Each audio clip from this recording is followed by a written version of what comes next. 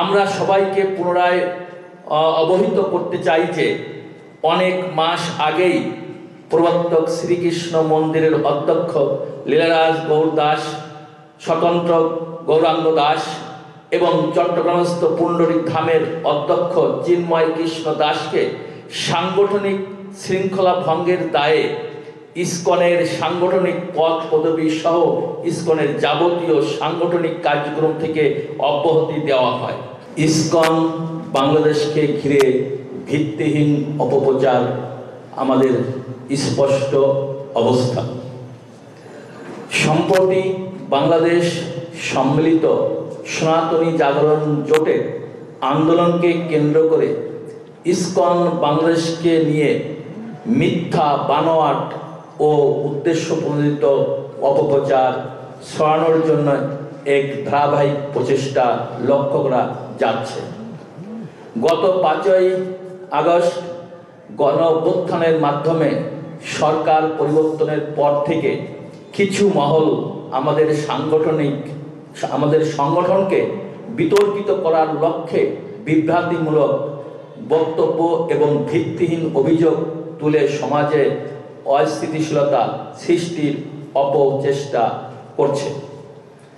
বিশেষত চট্টগ্রামের বিশিষ্ট আইনজীবী সাইফুল ইসলাম আলিফের মর্মান্তিক মৃত্যুর পর যে অপপ্রচেষ্টা চরমে পৌঁছেছে, চট্টগ্রাম কোর্ট ভবনের সামনে সংঘটিত অনাকাঙ্ক্ষিত ঘটনাকে কেন্দ্র করে ইসকন বাংলাদেশকে অন্যায়ভাবে দায়ী করার অপচেষ্টা চলছে।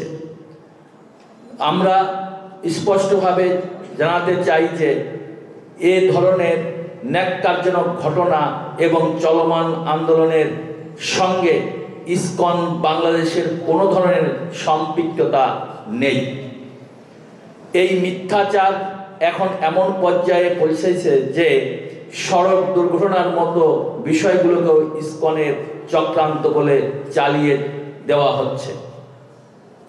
আমরা ইতিমধ্যে একাধিকবার সংবাদ সম্মেলনের মাধ্যমে এবং সরকার ও প্রশাসনের বিভিন্ন পর্যায়ে আনুষ্ঠানিকভাবে বিষয়টি পরিষ্কার করেছি, কিন্তু দুঃখজনকভাবে কিছু বিশেষ মহল ইচ্ছাকৃতভাবে আমাদের সংগঠনের বিরুদ্ধে মিথ্যা প্রচারণা চালিয়ে যাচ্ছে এবং ইসকনকে নিষিদ্ধ করার মতো অযৌক্তিক দাবি তুলছে। আমরা সবাইকে পুনরায় অবহিত করতে চাই যে অনেক মাস আগেই প্রবর্তক শ্রীকৃষ্ণ মন্দিরের অধ্যক্ষ লীলারাজ গৌর দাস, স্বতন্ত্র গৌরাঙ্গ দাস এবং চট্টগ্রামস্থ পুণ্ডরিক ধামের অধ্যক্ষ চিন্ময় কৃষ্ণ দাসকে সাংগঠনিক শৃঙ্খলা ভঙ্গের দায়ে ইসকনের সাংগঠনিক পদ পদবী সহ ইসকনের যাবতীয় সাংগঠনিক কার্যক্রম থেকে অব্যাহতি দেওয়া হয় এবং উল্লেখ করা হয় যে তাদের দ্বারা সংগঠিত কার্যক্রম ইসকনের কার্যক্রম নয়। এছাড়াও গত 3রা অক্টোবর 2024 ইংরাজি তারিখে অফিসিয়াল বিবৃতির মাধ্যমে জানানো হয় যে চিন্ময় কৃষ্ণ দাস, চন্দন কুমার ধর ইসকন বাংলাদেশের মুখপাত্র নন, তাই তার বক্তব্য সম্পূর্ণ তার ব্যক্তিগত। অতএব লীলারাজ গৌর দাস, স্বতন্ত্র গৌর দাস ও চিন্ময় কৃষ্ণ দাসের বক্তব্য এবং কৃতকর্মের জন্য ইসকন বাংলাদেশ কোনোভাবেই দায়ী নয়।